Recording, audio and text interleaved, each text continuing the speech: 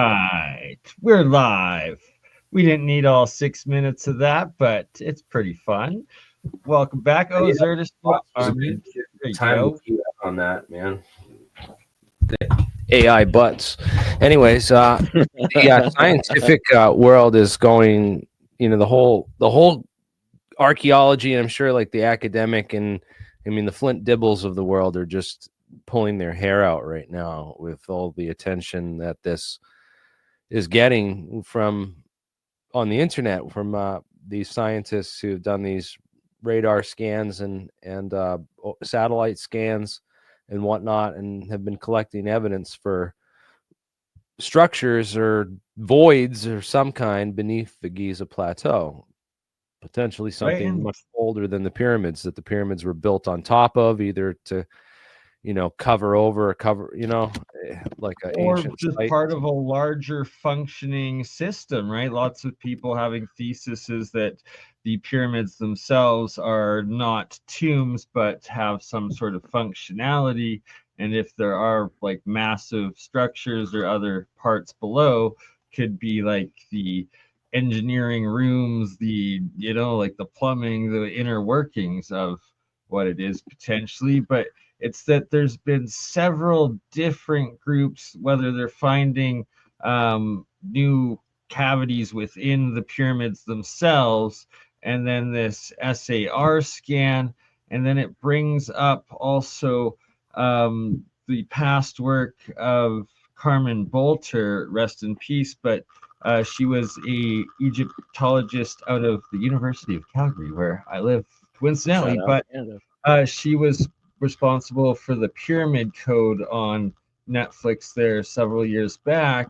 And after the Pyramid Code, she networked with Klaus Donna, very famous Austrian researcher into OOPArts, out of place artifacts, and that he has this network, I believe they're out of Switzerland or maybe Austria, somewhere in Europe, that have a different type of satellite scan. That they were the ones that were able to do the Bosnian pyramids and found all of the inner pathways and caves within Bosnian pyramid, which then led Sam to be able to find them and dig them out, sort of thing. And that from there, Carmen Bolter got the same group to scan a different area of the Giza Plateau where they supposedly found the lost labyrinth of Egypt, which is this massive megalithic, supposedly two-story underground epic chamber that I believe even Herodotus talks about or something like that. You hearing that weird noise? Type. That might be me. I don't have my mic muted. Talk again, Bernie, for a second. All right. So no, Yeah, Italy it's not you, Jeremy. It's Bernie. Check your Me? settings. Yeah, check your settings really quickly in audio. See if you've got what you have, echo cancellation or mic reduction on. They always give us echo problems no matter what. I pay like $100 something a year for this professional service and everything. But you have to pay like for the echo cancellation service too. Otherwise, no, I'm just kidding. That'd be hilarious. Yeah, I don't know. This is crazy though. I didn't know about this labyrinth. There was a labyrinth in front of the There you pyramid go. that's covered over. Yeah. Well, you heard about the water Yes, thing, sir. right? Did you see the whole thing with that they floated the stones up from the Nile, and the Nile was diverted to Giza? Yeah, exactly. The capstone. What is it? The stone that this pyramids are built out of is the sandstone of the Giza plateau. It's literally carved right out of like the quarry. It's built on top of like a Does quarry. my sound better now? It does sound better. Yeah, I think so. But I think some of the pyramid rocks do come from like thousands of miles away, right? Right. Yeah, the casing stones and the top stone and all apparently came from like.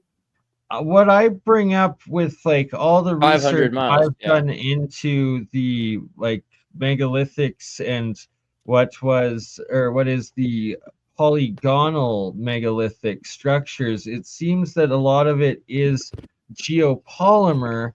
And Bob Greenier with the wind hex machine, that it breaks down the rock at like the ionic level into dust or whatever, that's the essentially just with swirling wind that it's a potential of how the ancients were able to move all of these thousands of tons, millions of tons worth of material. It's like it was as dust, in bags, like a more advanced concrete, just something that's a lot similar. Like you're not needing harmonic levitation or like wild alien lasers. It's like the most reasonable explanation could be that they just figured a way to grind down the stone into this dust, and then a way the geopolymer works is it's a chemical bond as opposed to the cement we have today, which is weaker compared to Roman cement, which was also a geopolymer, which was that chemical bond reforming and crystallizing. But you've seen can you pull up my screen share for a second? Well, you've seen this video here where they build like the Suez or the Panama Canal style thing. And that's if you just that one really quickly shows. Yeah, there you go. That was it. Where like basically this is a short clip, but they have I've seen this. stacks of papyrus, Let it all out. You build like coffer dams and flood everything in. And there's a flood right there. They float the stones. They don't have to have them above the water. They just have to be buoyant enough. Which it's apparently, I think it's like 16 of these stomach sacks that they'd have to use. They did some math on these for the heaviest stones, which is not as heavy. I mean, most of these stones are not nearly as heavy as the heaviest stones, right? There's like maybe four major heavy stones. A lot of them are still pretty large, but it's completely convenient to float them. And they've done a lot of. This guy's got a channel called Pyramids Really Built. Economics of such a construction project, and having run like big construction projects myself, just trying to envision how they did this multi-generational. I mean, this is cool because they can reuse the sacks, right? So you got the sacks on the water, it floats again, across. But think of sacks. If you're using it as like a geopolymer cement, all you're doing is filling sacks and letting it dry, and then that's why it's like paper thin. They probably use like a paper or something in there, and then that's also how you got each polygonal block, which is made them essentially earthquake proof because it absorbs the force as it comes in, because every block is slightly different. So it's like they're not having to like chisel each individual rock, measuring it into the rest. It's like if you work construction, which I've now been doing for the last 3 months, and watching all the concrete pour, it's like you just see how they make the forms, pour it in, and a day later it's solidified. And now looking at a lot of the other ancient megalithic sites, I'm seeing what appears to be like where wood was, where these forms were and stuff. This part, I don't understand how the water stays inside of this chamber as it goes up the pyramid. So it only goes for like sections of the chamber. Right? So it's like locks. It's locked up like each floor, so they're not showing it properly right there. Like you need to because all that water would just flow out. And you'd have extreme pressure. So see, you've got this is the size of the chambers. Yeah, the water comes in and it comes out and it comes in again, which explains a lot about river flooding, because taking the water from the Nile and then causing this desertification, we always wonder, like, why is it a desert where it used to be a tropical paradise in Egypt? What if the pyramids are literally the reason that most of this area has environmental disaster, right? So to build these coffer dams out of stone and build them watertight, there's got to be evidence of like pitch or tar, being used to plug, the leaks, because I don't know what else they had in those times to really like plug the small gaps or leaks in that kind of. You also could have interlocking pieces. You just have waxed boards that fit in between where the same way that the boats work. You have interlocking boards that keep water from going in between the gaps. And you just push pressure. You basically create pressure chambers where the water pressure is higher. The idea behind this theory is to reduce the amount of labor of the actual construction project. Yeah, because you're able to free float the rock, so you shouldn't have that much weight. For all the coffer dams, you have to build these extreme precision cuts. I mean, that's still a good deal of. And where's the evidence of those dams? Good deal of work and stuff. So there are now. That's the thing. Ever since this theory that we've been pushing, the idea of being possible in the last few years, I think it's the last 2 years, they found LiDAR proof of diversion of the Nile towards Giza, and that there was literally a cutoff to the Nile where it I dams didn't out. go there. No, that's been on my bucket list for years. I've always wanted to go to Egypt and see the damn pyramids. We are doing it either this year or next. Probably next year because it's still a little bit Give me a turbulent couple there. years, man. I'll do it Yeah. eventually. But I'm Mars trying- Danger has to be old enough to go into the pyramids with you, right? yeah, I want all the kids to go. That would be great. And Here's the long lost river in Egypt, possibly solving the ancient pyramid mystery, right? So there's been a number of stories that have come out. The 40-mile long river branch, which ran by the iconic Giza pyramid complex, among the others, was hidden under the desert. This is completely off topic, but do you ever think about how like Jews don't really use vowels, and Giza and Gaza would be written the same way? Doesn't matter. But the existence of the river would explain that 31 pyramids were built in a chain along the now inhospitable desert strip between the Nile Valley between 4,700 and 3,700 years ago. See that like that 1,000-year thing kind of is interesting because you wouldn't expect it to be like that difficult to figure out when these pyramids were, but we're basically using historical records. People didn't talk about pyramids. All of a sudden they're talking about pyramids. There's nothing in the Bible about pyramids, right? For then instance. again, you know, if you've ever made geopolymers, right? So about geopolymer, dude, mixing up the water glass and ash, man, it takes a lot of, you have to like really stir it, like just to make a small amount. It took a considerable amount of labor for me to just, and it's still pretty easy for people to tell. I mean, the crystallization process doesn't make the stone not obviously geopolymer. So it seems like it's pretty clear that these are cut stones, but I'm not saying it's impossible. Over a period of time, the whole point of the geopolymer is that it becomes a stone solid because of the crystal that's growing in between. I'd postulate it's probably a combination of like all of the above sort of thing, and right, because there's two kinds of stones at least.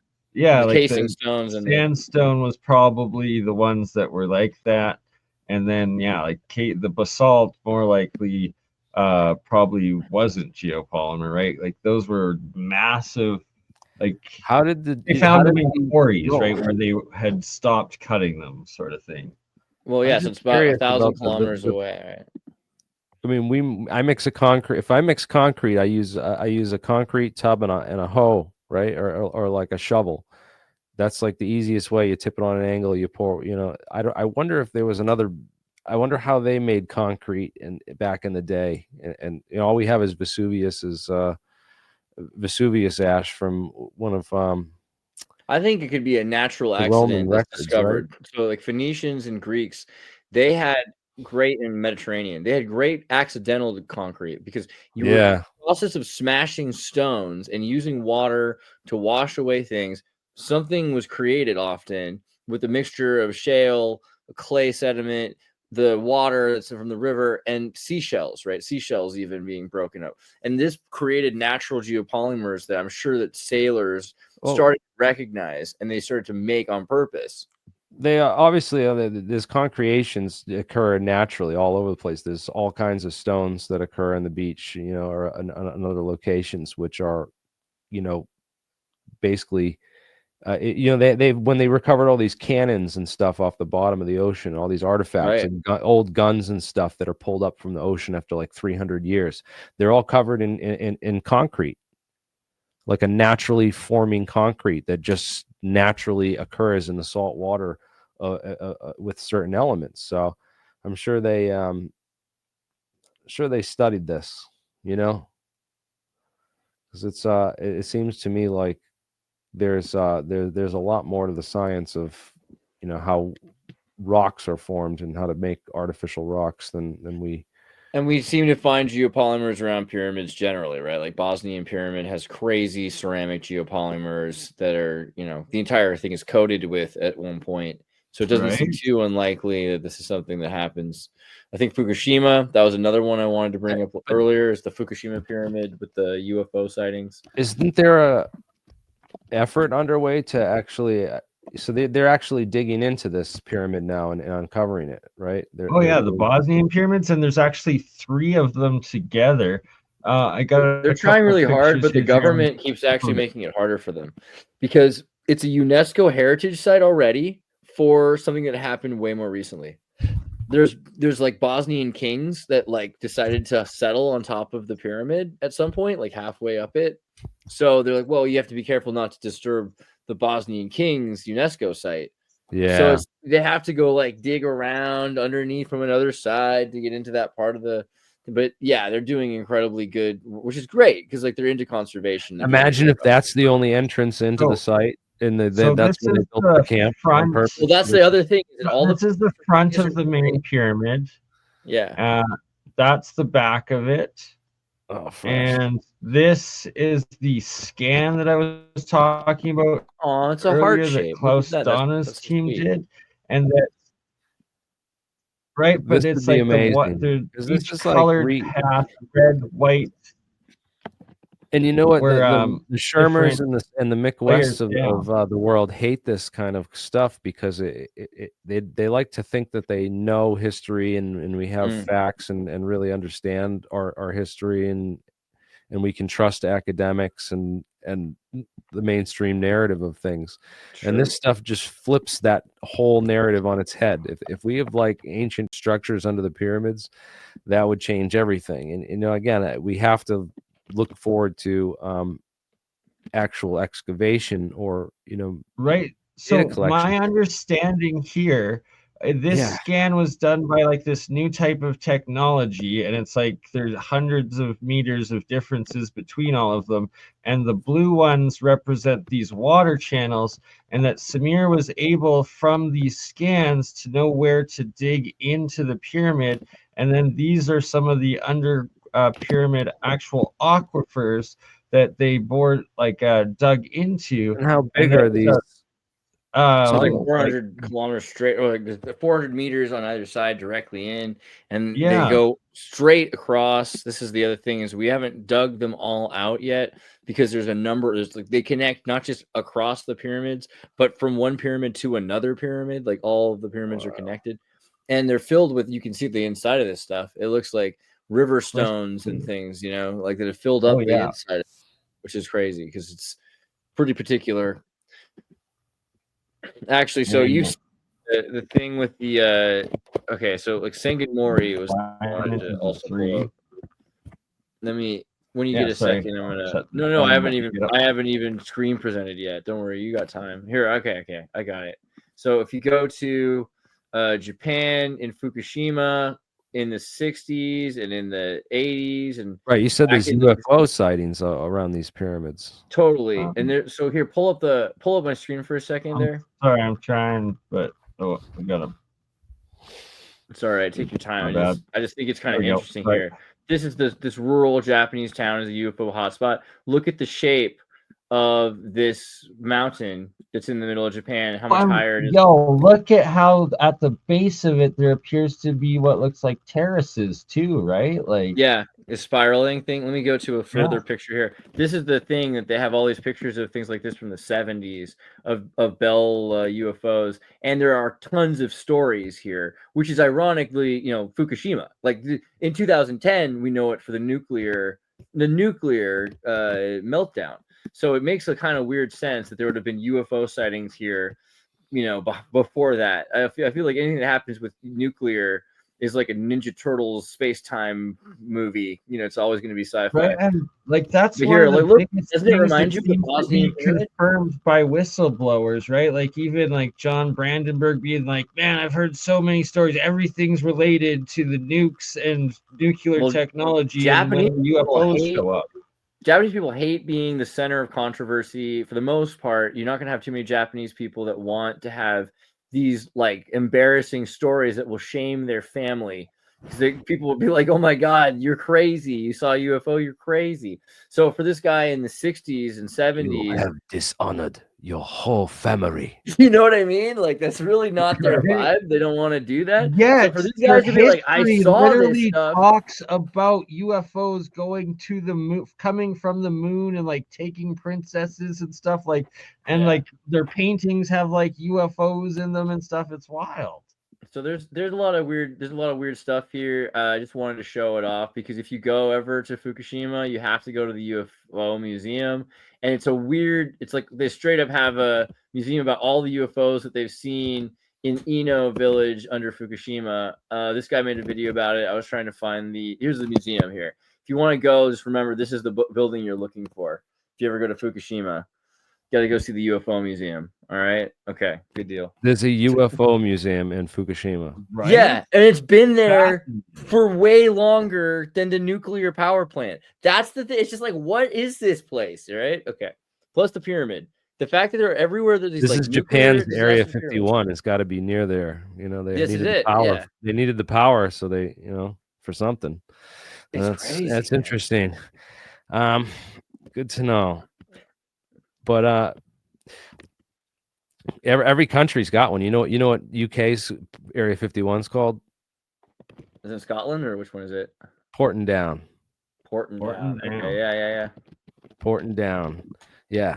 So yeah, there's tons of cool stuff. Let's change gears then into I mean, I'm just excited about all this. I know there's a lot of red tape with the government and actually getting boots on the ground in there to explore and verify through excavation these things that we're seeing on new technology. You know, the new technology is great with the ground penetrating radar and able to see stuff underground with these using different types of waves. And speaking of which, there's a lot of other technology for waves and other cool stuff going on. What was this interview? Did you guys? I haven't finished watching it yet. This just dropped a couple hours ago, about eight hours ago. Start at 9 minutes and 20 seconds and just play like 5 minutes of it, Jeremy. There's some great This one right here, right? Yep. 9 minutes, you said? Yes. 9 to just play from 9 minutes. Play a few of it and it gets good. All right, let me I gotta share audio, so let me represent this. There it is. They discuss specifically the patents, and then Sal discloses some information that has not been public before, as he states that he didn't sign an NDA on it. And I think you specifically, Mr. Reese, are going to appreciate it. Awesome. Let's check it out. A great man, a man that shall be remembered by history, for he deserves to be remembered by history. He is a man of great integrity. I was able to present. I went to the blackboard. I would, forget this dry erase board and stuff. To the blackboard, the piece of chalk in my mouth. Yeah, actually, I held it in my mouth for a little while. But anyway, in my hand, I actually went to the blackboard, put down Maxwell's equations, the 4 equations, 4 unknown. So again, heaviside version of Maxwell's equations. And from there, I was able to pause that derive again for a sec, Jeremy. what is understood as the Pais effect. Once he saw a key fact that he just states is the 4 known Maxwell equations. Thus, there must and obviously are more equations of Maxwell that are also known, but only to after you just like sign an NDA probably or something like that. I know from my college education, I did Griffiths and Jeffermenko, both. I got both of them for electromagnetism. So if people are familiar with those two textbooks on this is what they teach in the colleges. And they say that, the 4 Maxwell's equations, they teach you the differential and the integral form of them. There are 2 different forms. One uses the gradient operators and vector multiplication, like the cross and dot products, right? And the other one uses integrals over spaces, so like flux equations. But they all rely on something called the continuity equation in order for them to all make sense. And that's like there's no that says the continuity equation says that there's no extra charge or energies from anywhere else coming in or out of the equation. It's just the same the same amount of energy going through the surface on one. The amount of energy that went into a surface on one side is the same amount that's coming in out of that loop on the other side. And it's this J term, which is like a loop integral around the current, where all the current's going through in any of the Maxwell's equations. But obviously, also a lot of people would just point at Maxwell and forget like Heaviside did a really important reinterpretation of Maxwell's formulas in like 1870s, and so I think that's also, it could be more that these are Heaviside equations as well. Yeah, but you have to look at the whole where Maxwell got all this stuff from, because one of the equations of Maxwell's equations is Faraday's law, right? Right. One of them's Ampere's law. So all these guys, John Faraday and Ampere, the French guy, all these dudes were messing around with electricity in the 1700s and figured this shit out first.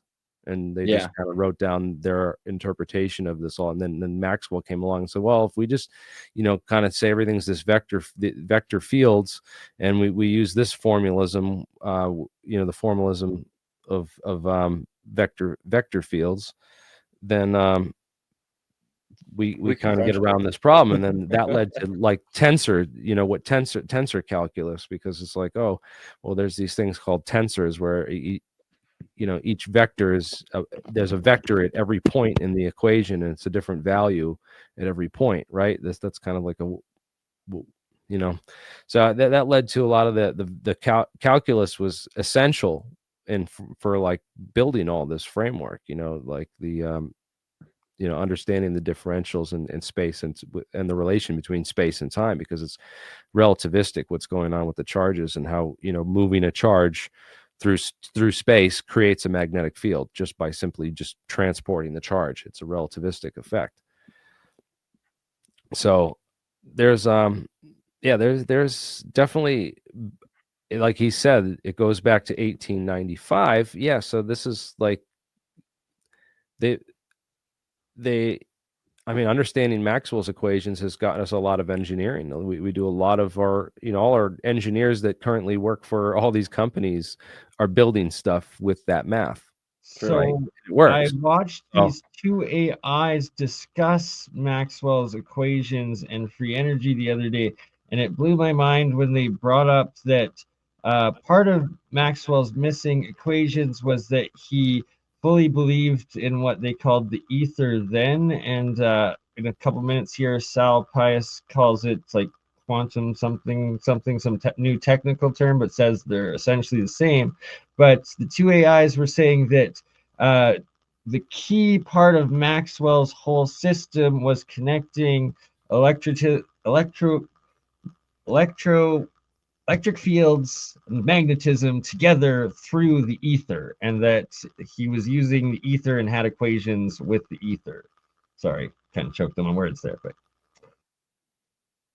it's very right. Well, this is also like, it was, everyone kind of took the ether for granted, I feel like, until the 20th century, and then really particularly with the Michelson-Morley experiment, kind of just throwing ether out of the equations and pretending that we just have enough answers with relativity. But that's also led to quantum physics, nanophysics, all these ideas that are saying that physics isn't a unified theory. We cannot have a unified theory of physics without ether. I feel like that's kind of problematic.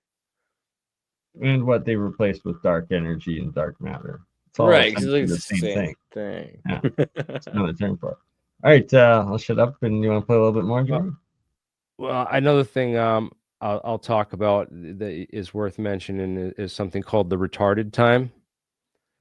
And the retarded time is... I had a retarded time last night. No, I'm just kidding. in the Heaviside Feynman formula, this is like, basically, if you have things moving at the speed of light, how do you plot the field from them, because they're moving so fast. So if you have charges that are moving really, really fast, then it gets really complicated trying to plot where they actually are, because by the time the signal of what that charge reaches the observer, it's changed position already.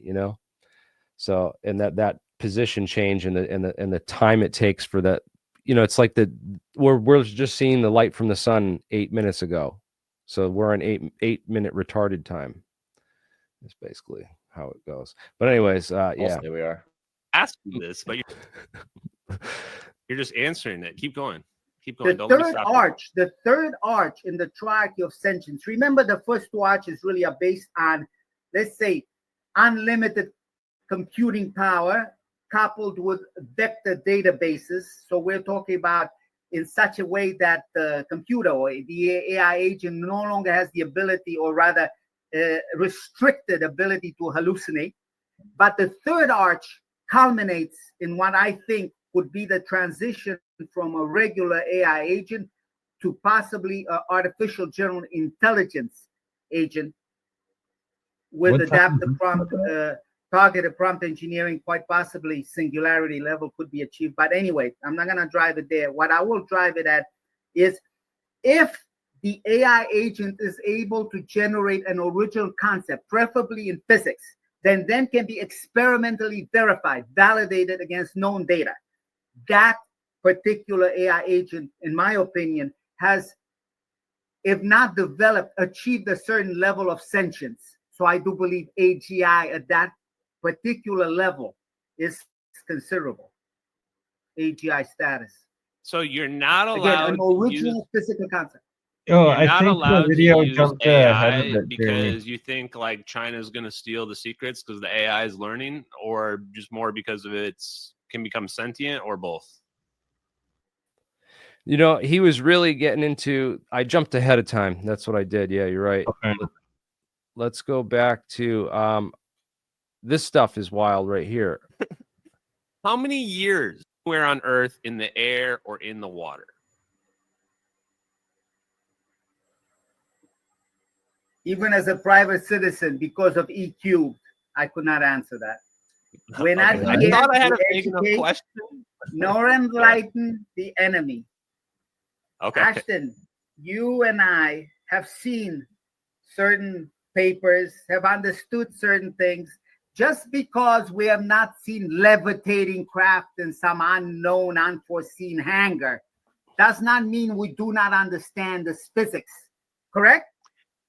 Oh, hey, absolutely. Look, I'm just an investigator and a journalist. You got to respect that I'm just playing the game here. I'm just doing what I got to do. Like, you are the respected Navy engineer. You should not say anything that would, harm your NDA. And my job is to come up with questions that push the boundary to the limit. So, a couple more. How many years behind the military do you think the public is technologically? Yeah, this was the good question. People right? say the military's secrets advanced beyond the public. What is your opinion? If you had to give it like a number of decades, what would you say? Put it this way. If any enemy out there has some crazy notion to invade, to attack, to come out of the blue sky and do something harmful to us, I would please ask them, for their own sake and that of their mothers, to please do not take such steps. It will be quick. It will be very dirty. And you'll never do it again. Like, well, what? That's exactly pretty much what I expected. Yeah. So let me ask. That's interesting because, the skeptic in me is like saying, well, is there proof of this? Do we really have that? And, or is this just a bluff on our part, like a psychological operation to tell, just to bluff the enemy into being like, you better not dare, Right? But The body language, he though. also talks about he can't directly say anything about the technologies and stuff, but he kind of drops some hints, because what do they talk about? Like right after this, they get into, he talks about gamma rays and directed energy, right? And Yes, that, my friend, is where we get into real territory.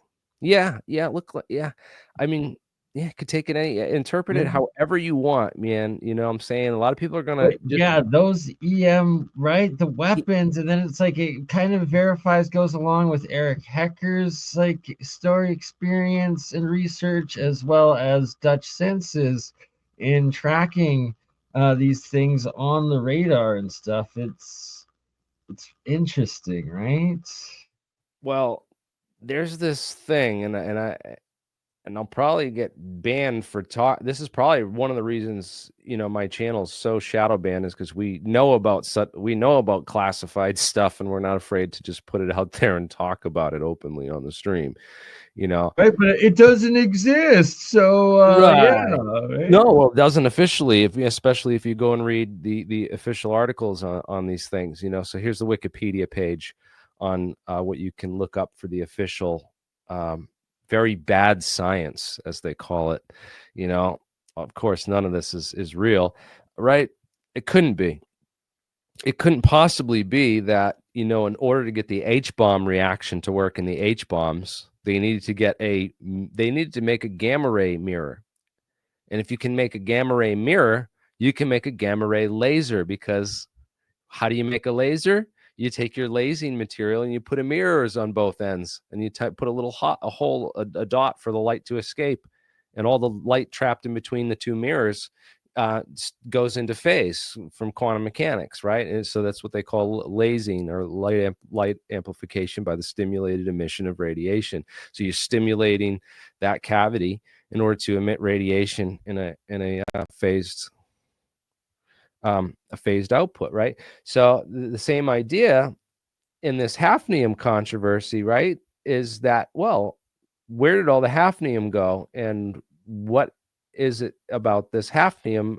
Especially there's one isomer of hafnium which is like slightly almost like it actually like will jump up and down on the periodic table. Like it will jump up from hafnium to like the next element and then jump back down, which is really interesting, because very similar to what Bob Lazar talked about with element 115 jumping up to element 116 and back down again. You know, I always thought that idea was out there and crazy, but it turns out, yeah, there are these things called nuclear isomers, and hafnium was one of them that they were working on back in the, you know, 1997. Apparently this Jason advisory group took testimony about these triggered nuclear isomers, and the Jason Defense Advisory Group was disbanded.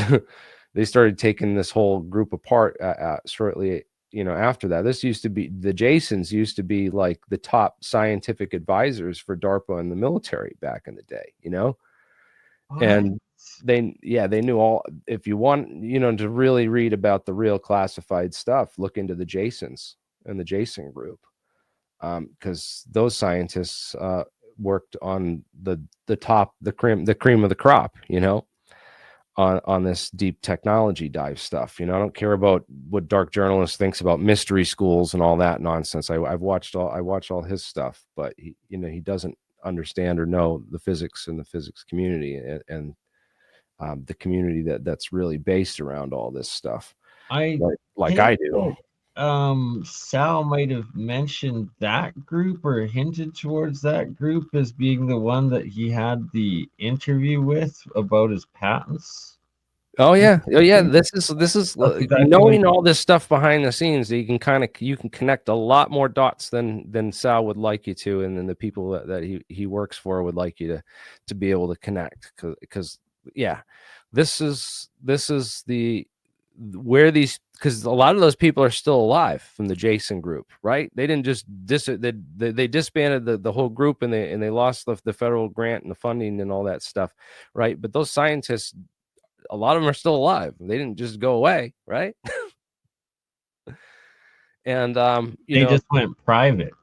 Well, there's a number of them that, like, you wouldn't know about these guys. You know about Hal Puthoff and Eric Davis, and those guys are pretty well out there, and especially now with the whole, they wrote all the DIRD Defense Intelligence Reference documents, the debriefings, you know, for the Air Force that came out in the ATIP disclosures, apparently, right? So all that stuff, it's like we said, that was a controlled leak. That was a controlled leak. That was a controlled, you know, they let a little bit of stuff out of the bag, but not too much. And I don't know if that's to send us and the Chinese and the Russians down a whole rabbit hole, thinking they have. Right. So I suspect and heavily feel that the whole Tic Tac gimbal thing was the exact same, and like then what is that? And probably it is the same technology. If the MH370 thing was it, like if those videos are real and that orbs that technology, that's 10 years later down the road of these same sort of craft drone plasma things. I like it adds a layer of mystery to it for sure. You're muted, Jeremy. Here again is the hafnium controversy article, and you can read about the Jason group and a lot of that stuff on that and dig into that a little deeper. But the whole issue with sorry, you had just mentioned this, and now I got thrown off looking at math equations and stuff. This was we were just talking about this, and I want to look this up. Not the Jason's group, not the hafnium controversy thing.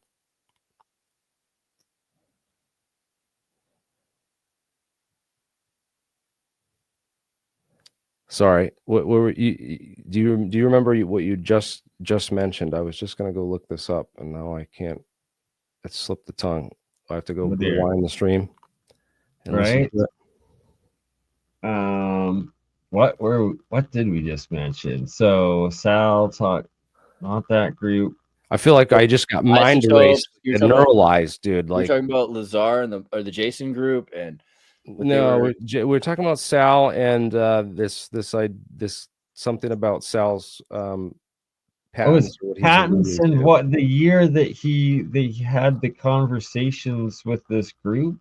Potentially, it's like right at 10 minutes into the interview that he gives. I know I wanted to mention Franklin R. Mead. There's a number of guys that worked on some of this stuff that are, directly connected. Franklin R. Mead worked with Lake Marabou on all the So Franklin R. Mead working with Lake Marabou back in the Reagan defense program on all the laser propulsion and laser technology stuff, because they were trying to figure out what to do with all these high-powered Navy lasers that they built, and these guys were running a lot of the experiments down there. And then T.D. Barnes, right, who I interviewed on my channel, who's the head program manager out at Area 51 during the years Bob Lazar claims to have worked there, said he never met Bob, never knew him, never worked out there. Said like the team of the guys that all worked out there were hand selected from a specific profile. They all like boats and they all like dogs. Okay. So they all, or something. I don't know if it was boats and dogs. So like they bought them a whole lake property. They bought out all the houses around the lake. All 52 houses were owned by the Area 51. So the whole neighborhood is literally Los Alamos, basically. It's basically, yeah. Well, it's everybody knew each other. So it's like Bob wasn't in that group. He said Bob didn't work out there on anything. Like this was a very select group that they picked, and we all like boats, and we all lived together on a big lake where we all had boats on our lake.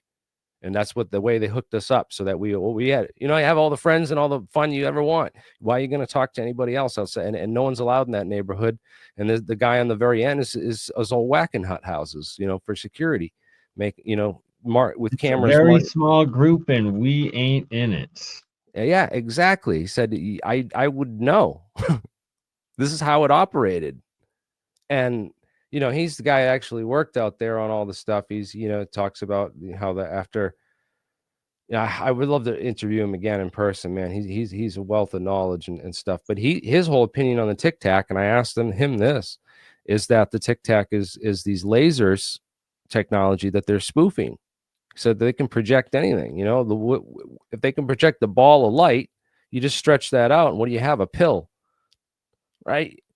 Right. Well, Right, that's the thing, is that that could be like the first or second generation of it. And what is laser when it's condensed into what, a ball of plasma? And if they're combining a bunch of these lasers, are they able to now create the balls of plasma? And from that, once you have a bunch of the balls of plasma, are you able to actually warp space-time?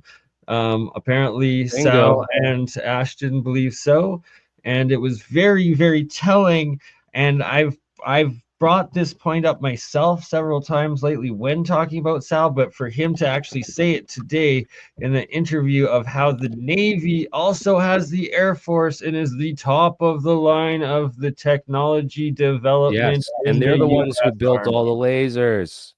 I think They're that's something. U.S. Naval Research Yes, Labs were the ones that That exactly. in the that Navy, started this the Q division. ONI, this is the ONI Gauss Q division research. is still classified from the 1960s. That's how. But That's you how go back even to the 40s and 50s. Like in the 50s, you have degaussing of the boats for sonar, right? And I feel like this is where we get into the electromagnetic, like the level of what we were defining at the time. I mean, the Germans in World War II were defining gravity as the level of Gauss, right? That was something that they were, it was like the measurement, the magnetic strength in Gauss, right? And so this is what they were using to degauss boats, which is what the Philadelphia experiment is supposed to be all about. What they were saying that they were just degaussing boats for magnetizing them so they didn't pick up by sonar, but really they're phase shifting by using electromagnetic spin pulse. And this is all just by having equal and opposite Gauss rating. So they have to constantly regauss the boats, which means having each part of the boat be ionically charged. That's what I picked up from the Philadelphia experiment, right? Like there was supposed to be two giant generators of opposite rotating magnetic With fields. neodymium and some ceramic virgin magnets, right? And then aluminum, nickel, cobalt connected to two electromagnetic generators, right? Well, and so these were like 2,500 kilowatt diesel bus generators that they had running. So yeah, I think, and then it's supposed to get up to like 5,000 Gauss.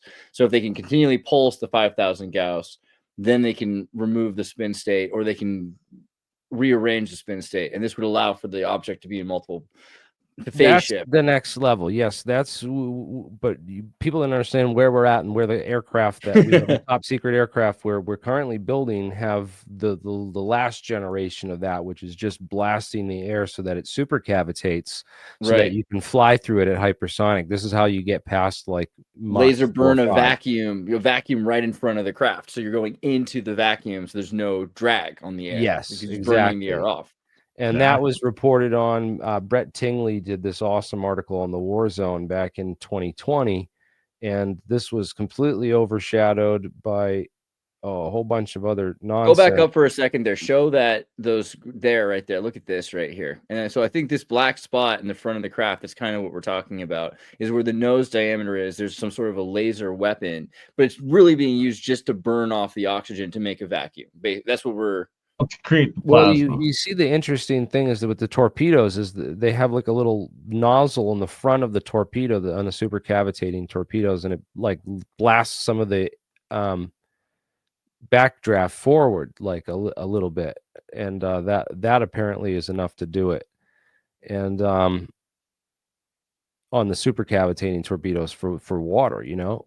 And I just wonder what the hell that would do to like a school of fish or dolphins, or why there's pods of whales washing up dead and entire freaking they're testing these things long range, and it just like oh my god. And even being near that, it's like dynamite fishing, just knock you out from the concussion of the Right, so this supercavitation. is a huge point here, the Byfield Brown effect on the B2, and that it was Dave, I believe, and Ashton that discussed this, and Dave brought up the point that it was, oh my God, what the Northrop Grumman, right, the ones that make B2, had bought a bunch of Brown's work and patents, his private patents, right before, like in the 80s or something, right before making the B2, which, well, that's just kind of confirms it, doesn't it? Yeah, exactly. They were they built two versions of the B-2. There was the B-2 Spirit bomber, and then there was the B-2 Advanced Technology bomber. So a couple of them got the special, were equipped with the special equipment. Apparently, they don't all have it. Some of them are just a little bit slow and rugged to take off. But again, all those flying wing type craft came from the Horton brothers and the Nazis. That was Operation Paperclip took a lot of that Yeah, info over. The Horton Ho Right. 229, Well, I think. it's the B2 and then it's the TR3B. So is that the third generation one that goes into or out Well, of? now you're talking B2 is Northrop Grumman. TR stands for Teledyne Ryan, right? So Teledyne Okay. Ryan was in San Diego, and the TR3A we know was a real craft, right? That was the But one the we Horton do. Ho, right? Pull up my screen for a second. Go to the Horton Ho 229. Horton Here's a Ho. Totally different Dr. Seuss book. Horton and then Ho. There we go. Right there. Yes, That was this it. thing with the double jet engines in the front. Yeah. Jet. This is from the Wagon Fabric, and they made at least 3 of them. This is definitely where the B2 design comes from. I think there's pretty much no question when you look at the design of the craft. It's just literally they realized that this was a new adaptation with the internal intake jet engine. Right. This was very novel in the 1940s, and that's what they used to break the sound barrier with Chuck Yeager in 47 as well. Right. But they the realized Horton brothers were doing a flying wing in the 30s, and the more you go back, the more it's like occultists in Austria that were like part of the Vril, Hyperborean, like doing seances because they didn't have radio yet, and they're they were really interested in building a flying wing since like probably the 20s and 30s, right? And so the culmination that actually was used was the Horton Ho, but look at the friggin' wheel on the front of that landing gear. totally. They must have. Yeah, there's a reason that was engineered that large, right? Oh yeah, gotta be. Look at where Horton ended up after the war, right? Argentina. Really? Oh, another Argentina. That brings up another point we need to discuss in the year of 2025 disclosure, and that Argentina just released its Nazi files supposedly after talking with Trump about it and claiming the evidence that Adolf Hitler flew to Spain, then took a U-boat to Argentina and lived there till his 70s, where he had 2 daughters that apparently also had children, so that there's actually literal descendants of Adolf running around in Argentina to this day.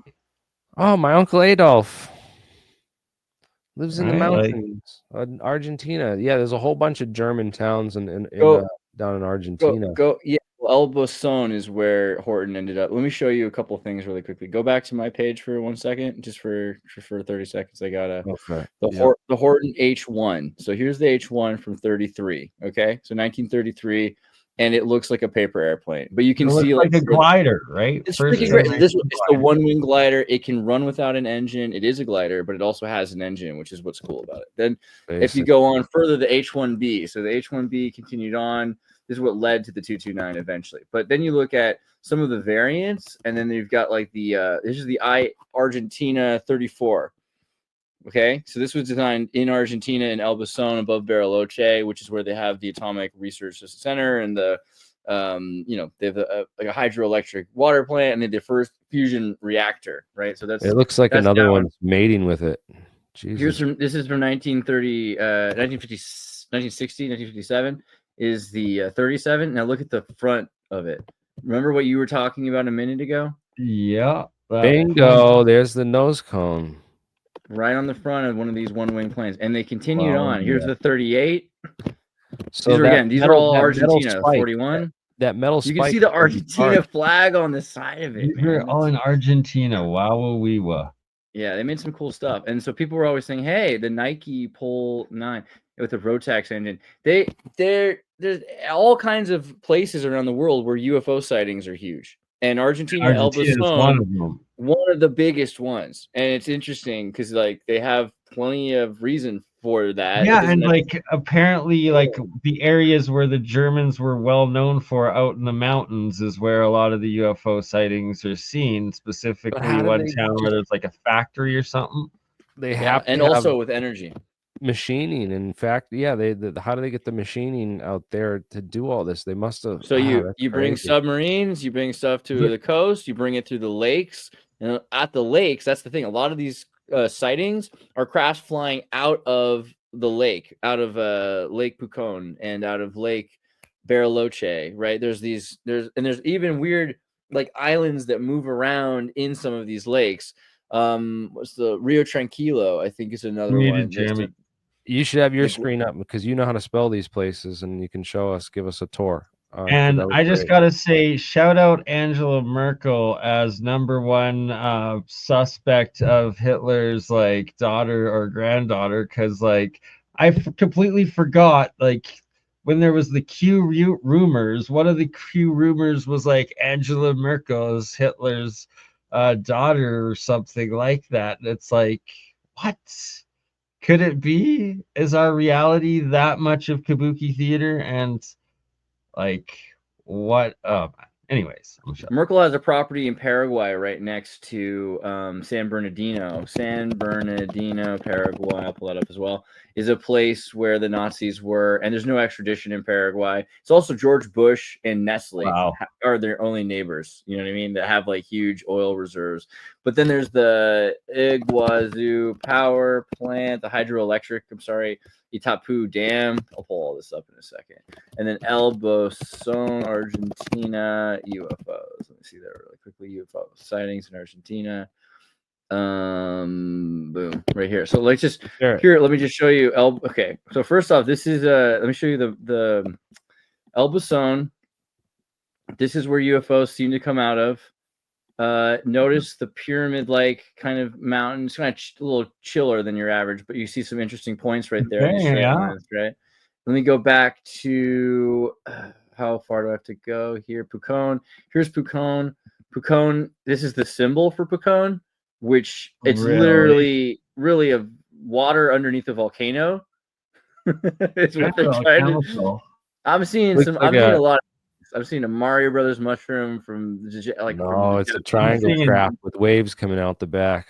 Do you see the craft? Right? Right? No doubt, triangle craft with waves out the back. It's a wing. It's a wing. Okay, and then so if you want to go through, here's a bunch of sightings in Argentina and Portugal and etc. here. But I was going to go to the Argentina 1995 incident in Bariloche, where dudes were like just trying to, have like a ski resort, and all of a sudden they started seeing crazy, like this is the kind of lights that they saw as they're flying over Argentina, over Bariloche's lake, over by Island Aryan, the Aryan Island, and also the Slavonic mountains, the Montagna Slavonia. But there's just so many things that you start to see these. Remember what you were talking about earlier, these kinds of line-shaped crafts, right? A lot of the things that like Nuremberg event crafts that they see in Argentina. And then, Puerto Rio Tranquilo. So this is a place where it's a very interesting place. It's like the deepest lake in South America. It's it's not the biggest because Lake Titicaca, but also UFOs in Lake Titicaca you got to look into too, because Lake Titicaca, which is a great name for a lake, by the way, but they have these weird it's supposed to be Titicaca. It's supposed to be like the throat chakra or something like that, or is that Shasta? It's it's the sacral chakra of the earth, like, or one of those, like the hippies had these things about it, and it's cool. I walked around it once. It took like 7 days to walk around this lake. It's freaking huge. This is here. Let me go in there for you. You can see that big old lake right there. So it's no slouch of a lake. It's pretty big, and in this area you have the Island of the Sun. That's the way. There's the Island of the Sun is an island in the center of Lake Titicaca. So I went and I stayed on the island of Titicaca's Island of the Sun right there. And there's all these like human sacrifice pads. This is where they have those giant rocks. Isla del Sol, Titicaca, megalithic. Let's just see if that pulls up anything real quick. Ancient ruins under the sacred lake. Supposedly a pyramid even under the lake. Yeah, well, it's also got like portals, or at very least tunnels that connect different places. For like some people say, you can get from Rio Tranquilo to Titicaca, which is like thousands of miles away. But they've suggested people have these stories that go back like 1,000 years of people that swim, get stuck in a tunnel, and then all of a sudden they like swim out of the tunnel and they're in a place with like a portal, like 1,000 miles away in the other lake, right? And a lot of Swiss people been buying land here and in Rio Tranquilo. It's just Rio Tranquilo is really beautiful because it's glacial and super clean.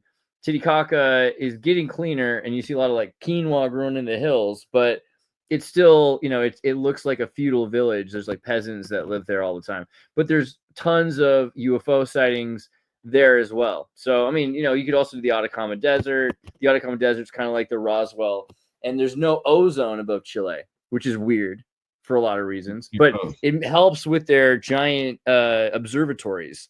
So they're able to see with a lot less interference, which is really interesting. But how do you end up without an ozone? It's like some nuclear war happened there thousands of years ago or something. It's crazy.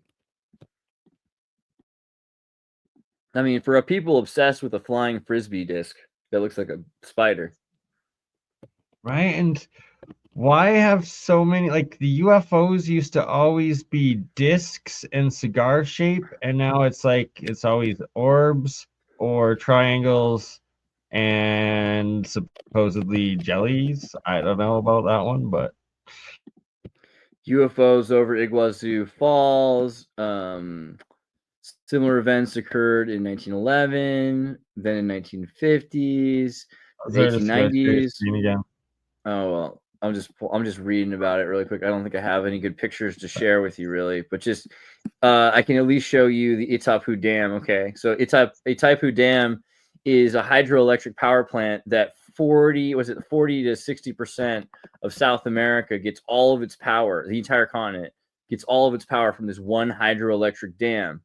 It is fierce. It is a huge dam, and they literally took a chunk of Paraguay away just so that it could belong to Argentina, because Argentina did most of the work to build that. But guess why?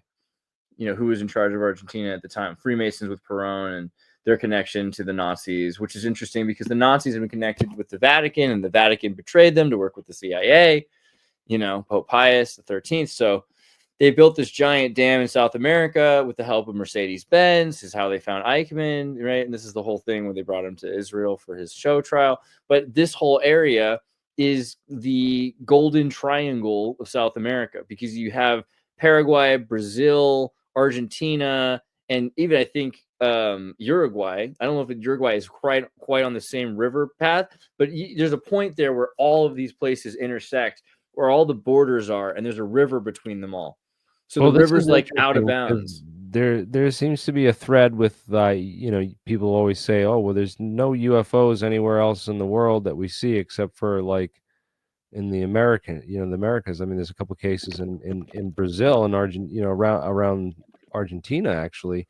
Well, then the celestial phenomenon over Nuremberg. So there's just something about places the Germans have been too. Because look at these pictures of the 1560s, and they have, what do they have? They have these balls, and then they have balls that are stretched out into these cigars, and then the cigars are actually shooting balls out of the cigars. It's even more accurate or vivid or detailed than most of the things we're getting from Roswell or from UFO disclosure today, because this is tying all of it together, right? It's crazy.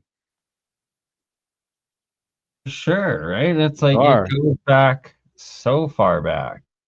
Well, I've always told people, like, if you're relying on the government in these hearings to bring you the truth or to tell you the truth, then how's that been working out for you? Yeah, it's not going to work out. That's not going to work out. Those people are freaking clueless. As we saw recently in the JFK hearings, the lady didn't even know Oliver Stone wasn't, Roger Stone. So, yeah, you need new solutions. You can't use the old tactics to solve the problems that were the same tactics that made the problems. The Pentagon, what was it? Information agent special or what? Like department? Like it's so insane that people have faith in government agents, and information operation agents. Yeah, it's so revealing that, you know, time after time, it just comes out that all these people who are tasked with investigating the government turn out to be, you know, involved with the cover-ups and stuff. As we've done a lot on the Kennedy assassination, and I've been deep diving this and just absorbing everything I can on it. Also, maybe before we get into that, whatever happened to that Russian spy that was arrested in Florida with the radar kind of? He had a dish kind of gun that was in a backpack type of weapon. He was basically blasting people, Havana syndrome, and they had this car chase. They were going to pull him over, and this guy like ran, and they didn't know why he ran, but he had this backpack with all this stuff in it.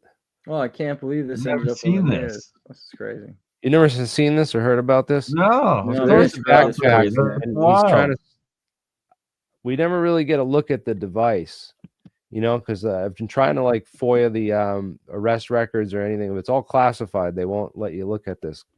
But this was the guy that was arrested, and he had this. They had this backpack with all, you know, obviously some classified stuff that he wasn't. He was, you know, and they suspect him of targeting Americans. They had the whole 60 Minutes thing on this. You guys check it out. Yeah.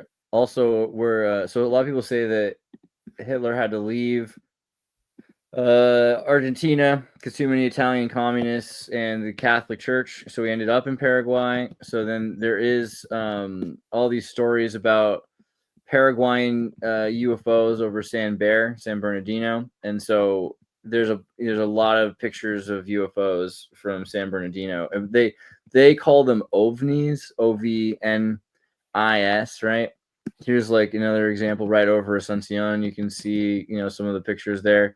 Not incredible, because this is the thing. Like, it's really bass backwards in some parts of Paraguay. I mean, it's one of my favorite places in the world, but it's not a place that has like a lot of technology or people that are paying attention to stuff like that. So if they catch like one photo, you're lucky.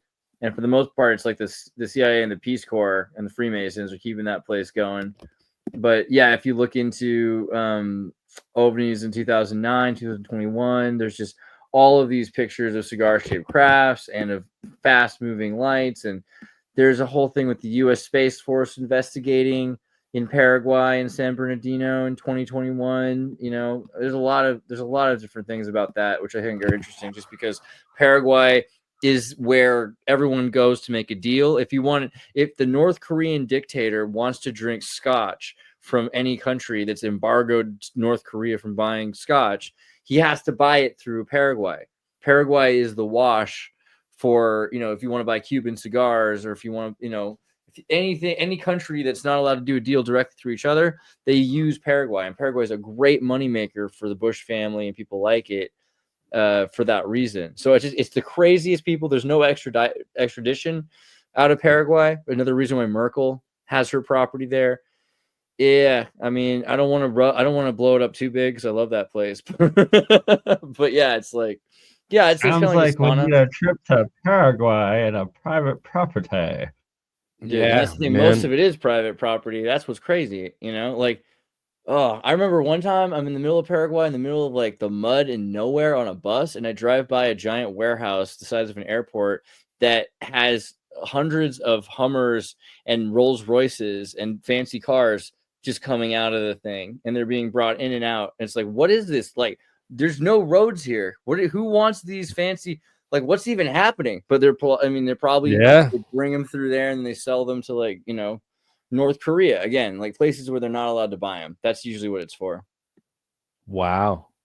It's a great place. It really is. They had a war called the Triple Alliance War, where 99% of the population of Paraguay was annihilated, genocided, completely wiped out. And at that time, Paraguay had 99% literacy rating. Women and men could vote. It was the Jesuit Republic, right? And so everyone in Paraguay were pretty much intelligent, educated, university students, people with interest in astronomy. So if you look into it, it's pretty crazy what happened to Paraguay. And it was just essentially erased, replaced with Alfredo Stroessner's dictatorship. the CIA controlled up until they just cooed him out because they realized he had like 2 sons that were going to take over. One was gay and the other was super into cocaine. I mean, they might have both been both, but you know, like that was the way they thought of them at the time. And then no one really liked that. So the CIA just pushed them out and created their little, the new guy, the new president of Paraguay bought his sister the new guy owned a soda company that took over Coca-Cola's bottling plant called Pulp. So Pulp, it's like a Coca-Cola like syrup company, runs the country, and then he bought the newspaper for his sister. You know, it's genius. It's freaking genius. It's a great place. I mean, we look at the stuff that the CIA's done. It's just remarkably genius. I was looking into Michael Schellenberger, you know, recently because you know something about that guy just never doesn't pass like the it either? sniff test. You know what I mean? No.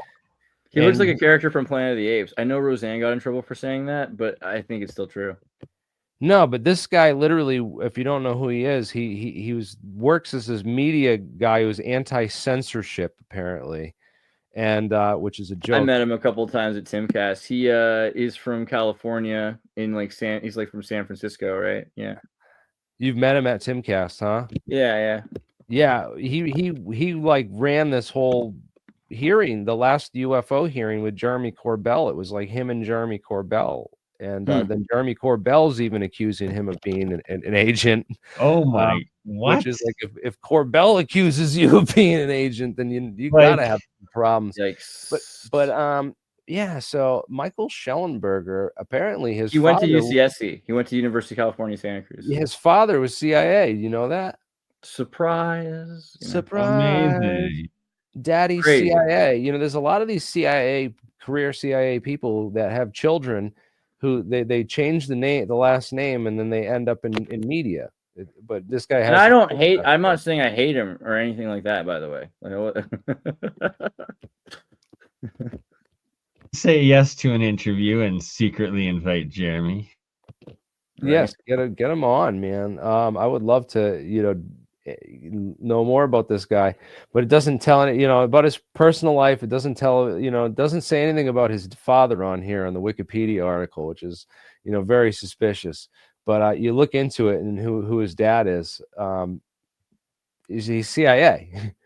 Well, he's like one of the few conservatives in California, so that's he's fake. He's fake. He's manufactured. You understand that these people come out of the woodwork fully formed on the media scene. Like, I have to talk about gender dysphoria and aliens. Yes, Look exactly. at those eyes. It's like this blank, dark stares. They're even pupils. They're even a soul. He's just been completely programmed by the look. Not that there's anything wrong with that. Come on, man. I can't. Oh man. Yeah, exactly. Twitter file journalist. Interesting. So Interesting. gatekeeper. Yeah. Well, again, when we find out, we're this is like the day of revelations, because the used to be like these people, these operatives were able to work for like decades before people like caught on. We just recently realized that Priscilla McMillan, all right, who wound up in Russia to interview Lee Harvey Oswald when he went to Russia, and then winds up in Dallas befriending Marina Oswald and becoming best friends with Marina and writing her autobiography, becoming this intermediary. But it turns out that she was though she denied it multiple times when asked in interviews. We got the documents now in the JFK files release that show that she was a CIA paid a witting collaborator for the CIA. Witting means you know that you're working for the CIA and you're publishing propaganda. And this is like official literature, which was set the biography. People want to know about Lee Harvey Oswald, and this like was basically the CIA creating a legend for Lee Harvey Oswald for the public to eat up and believe. And they silenced everybody. There is a video, I'm trying to find it, but Michael Schellenberger made a video, and it was like, the child sacrificing castration cult scares me more than the CIA.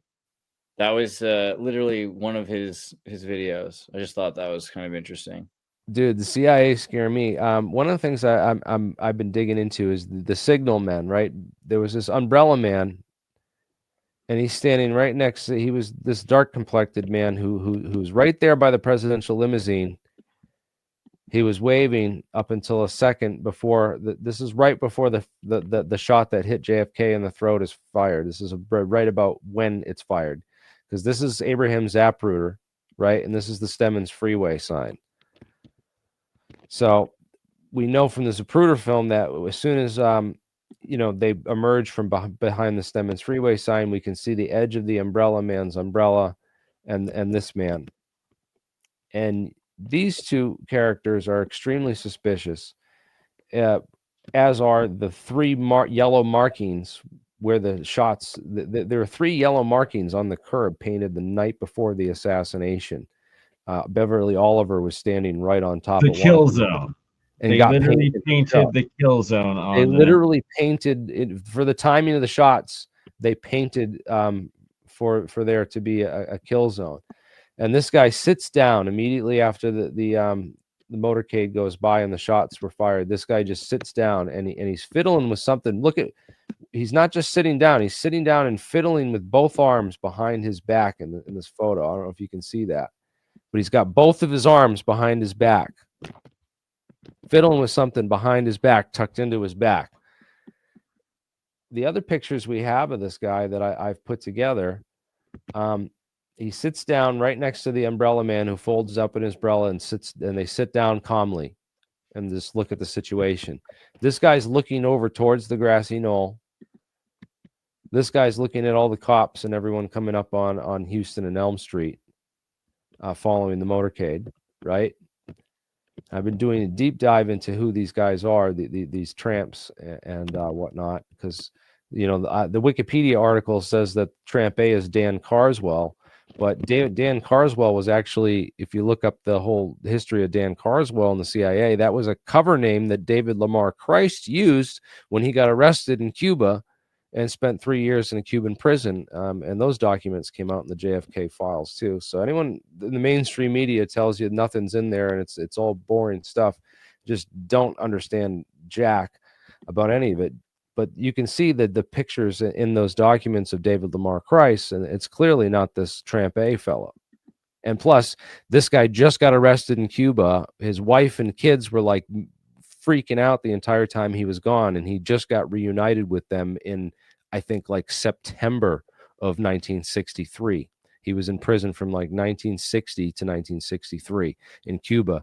And so I doubt that he would be just going to the assassination of President Kennedy, because Kennedy had nothing to do with his arrest or the Cuban, and he just got reunited with his family, according to all these documents. So there's no way that this guy is going to go and be involved in the Kennedy assassination, 2 months after being reunited with his family after just serving 3 years in a Cuban prison for, committing crimes for the CIA. It just doesn't match up, doesn't jive.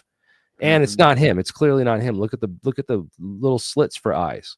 It's not this guy. And plus, David Christ was 6'1", and this guy's clearly the short tramp. He's probably like 5'8", 5'9". So again, Tramp A, and this man is apparently Chauncey Holt, who this stunning confession came out 4 months ago. It's got 3 million views already on Documentary Central. Just started watching it. And Judith Van Baker, right? Very Baker. She, first off, she got to read her book, because Danny didn't read her book, man. And he should have really done that interview a lot differently. It didn't jive right. But yeah, Judith Very Baker was working with David Ferry, apparently in New Orleans, working on cancer formulas, fast-acting cancer, injections for the CIA. And a lot of the people in the JFK assassination would die of these cancers and stuff, which was really, really interesting. So there's definitely something there. And she talks about all that and her connections with Oswald. So Oswald's definitely a very interesting character. There's a lot more to Oswald than we know about. And Judith Very Baker's story is just, the tip of the iceberg when it comes to Oswald. There's so much more on Lee.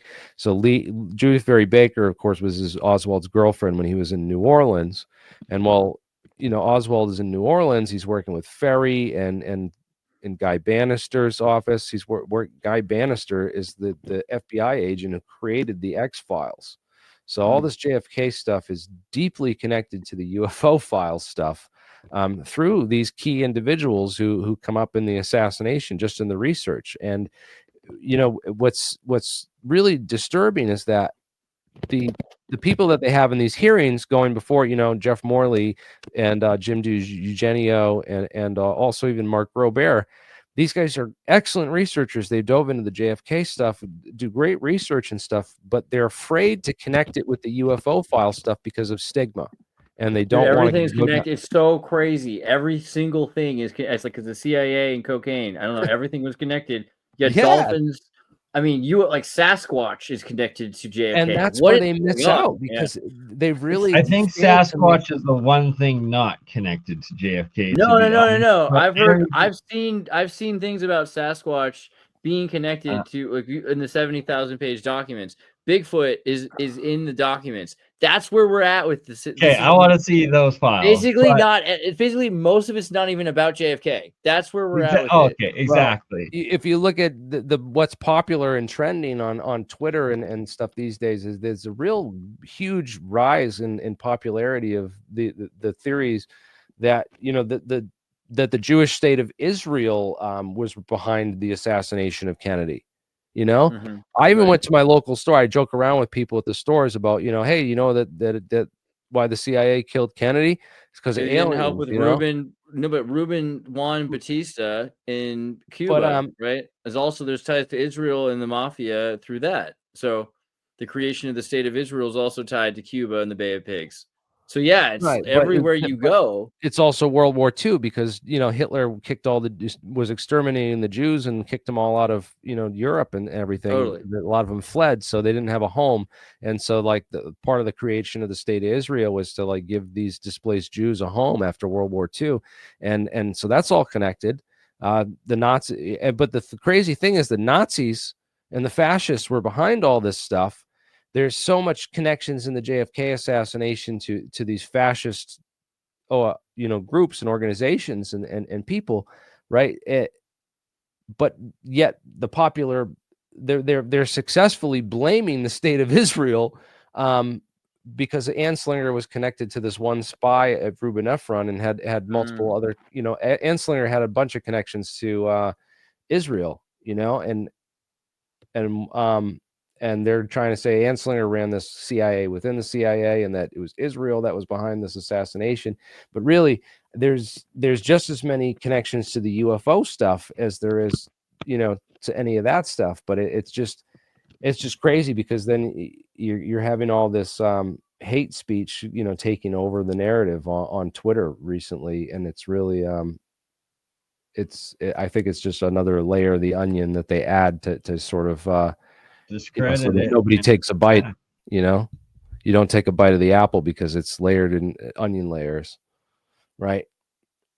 Anyways, the whole thing with those signal men, though, I want to get into that, because the three tramps, this guy looks like he's one of these signal men on the knoll, right? There's this guy. This is the tramp. It looks like the same getup, it looks like the same shirt, same kind of hairstyle, same everything. And this guy has been pinned as Frank Sturgis, the Watergate burglar, and by a number of assassination researchers. But he's next to this dark complected man who, immediately after the assassination, he's looking towards them. They both sit down. They were both standing up, and then as soon as the president's dead, they sit down. That's the signal to get back off and get out of there. And this guy's radioing to somebody, because remember when he sat down before in that other picture, you saw him fiddling with something behind his back. Immediately after the assassination, he's fiddling with something behind his back. And then he pulls out this device. It looks like a walkie-talkie.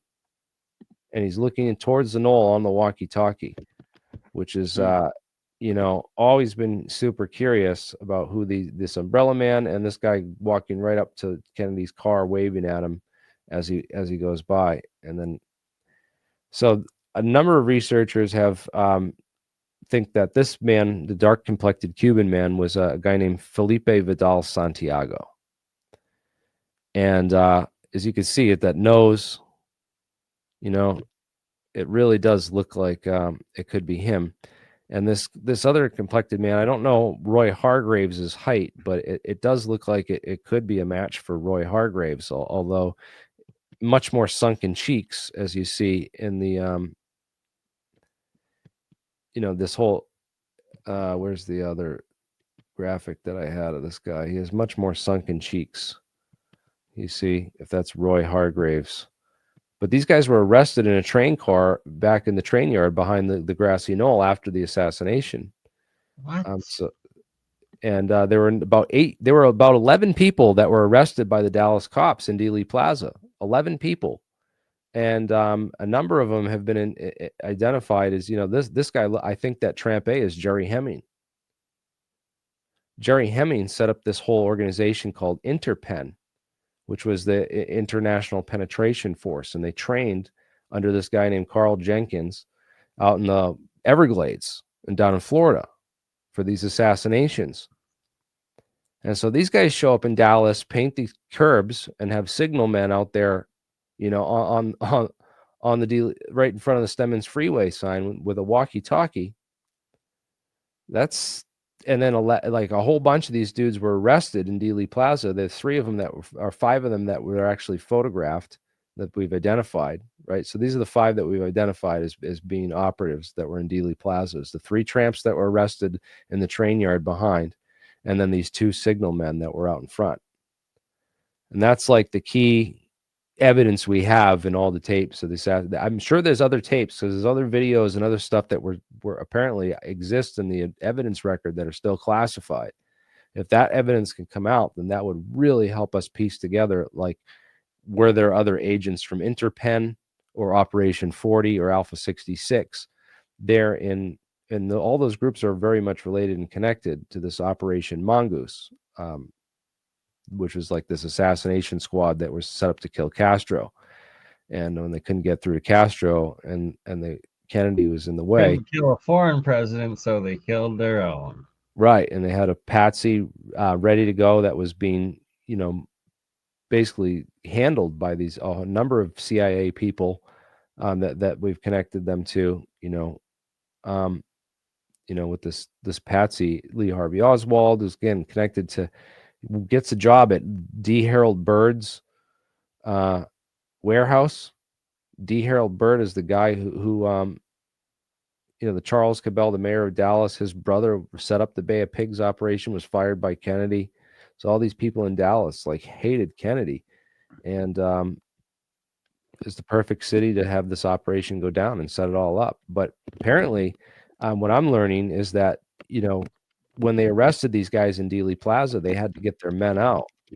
And so they had to create a diversion and get all the cops over there and arrest Oswald right away, because they were afraid that Oswald was going to flee and get away. The National Reconnaissance Office, right? Like the NRO, they have like a Sasquatch military patch. They do all the satellite launch. There are a lot of satellite launches, and all the Immaculate Constellation Recovery Program. Most of that's through the NRO. But here, just really quickly, pull up my screen for a second. Check out this patch that they have with Bigfoot on it. NRO. Dove in a rocket. Wow. That's great. I mean, dude. All right. And Bigfoot. Yeah. All right. Wow. Yeah. Well, again, Bigfoot doesn't factor into this, but I will talk about one conspiracy theory. I mean, that's all facts. This is all fact stuff, is identifying these strange people that were arrested and seen in Dealey Plaza. But what happens is J.D. Tippit gets shot, and all the cops go absolutely bonkers in the city of Dallas. When a cop gets shot it's just, look at any time a cop gets shot, like when when those two Boston bombers shot the cop in it's here in open Boston. hunting season for the cops. They shot up the entire neighborhood. I went there and filmed the scenes, like in Watertown, Mass. After they caught those bombing suspects, the cops shot up houses, windows were broken, there was bullet holes in the siding. I documented it all. Like, they went nuts. And so that's exactly what happened when Officer Tippett gets shot. Now, Officer Tippett, there's no hard evidence that says that he was directly involved in the assassination. There's theories that, Oswald couldn't have gotten to the theater in the amount of time, and that Tippett was out of the area over here. And that there's a theory that Oswald actually got a ride from Tippett, that Tippett was involved in giving Oswald a ride to the theater and dropped him off there. Because that would explain why nobody saw him walking from here to there.